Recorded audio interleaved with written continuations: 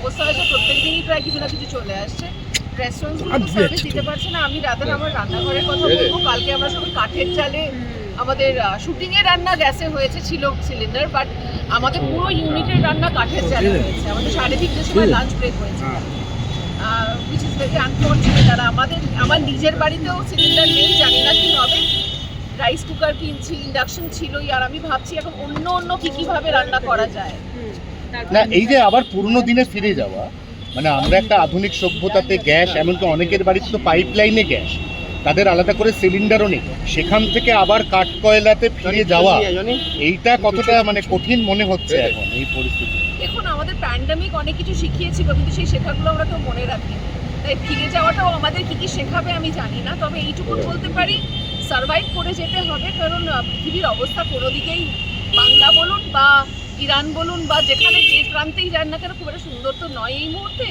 তাই লড়তে হবে, জানতে হবে কি করে সার্ভাইভ করা যায়, বাচ্চাগুলোকে শেখাতে হবে, কারণ পরিস্থিতি আরো অন্যদিকে যাবে। কেন্দ্র এবং রাজ্যে কনিনিকা, শেষ প্রশ্ন, সেটা হচ্ছে যে কেন্দ্রীয় সরকার, আজ যুদ্ধের 15তম দিন, কেন্দ্রীয় সরকারের কি এটা কোথাও রিয়েলাইজ করতে, উপলব্ধি করতে এবং তার এগেনস্টে আগাম ব্যবস্থা নিতে কোথাও কি একটা ঘাটতি থেকে গেছিল যাতে ক্রাইসিসটা অকার করবে? আমি এইটুকুন বলতে পারি, আজকে এতগুলো দিন যুদ্ধ চলছে, আমি বাড়ির সবকিছু সামলাই, তা সত্ত্বেও গ্যাসের সিলিন্ডার যে নেই সেই দিকটা সামলাতে পারি না, আরো বাকি দিক সামলাতে হচ্ছিল।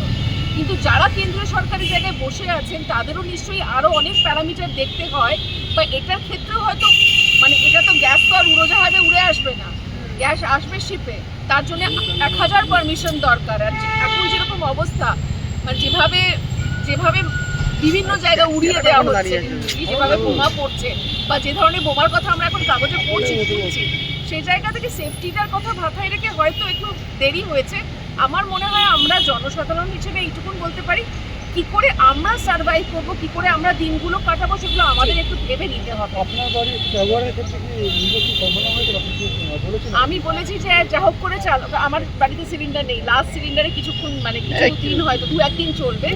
তারপর আমি যেহেতু রান্না বান্না করি, আমাকে ভাবতে হবে, রাইস কুকার কিনেছি, ইন্ডাকশন আছে, আমার ওভেন আছে, ওই দিয়ে যা হোক করে চালাবো। আমাদের বিভিন্নভাবে চেষ্টা করতে হবে, কাঠের জাল হলে কাঠের জালে রাঁধবো। সেটগুলোর কি পরিস্থিতি, শুটিং সেটগুলো যেখানে কালকে যেটা ঘটেছে, আমাদের পুরো রান্না বান্না কালকে কাঠের জালে হয়েছে, হয়তো 2টো রান্নাই হয়েছিল এবং আমরা সবাই অনেকক্ষণ না খেয়েছিলাম।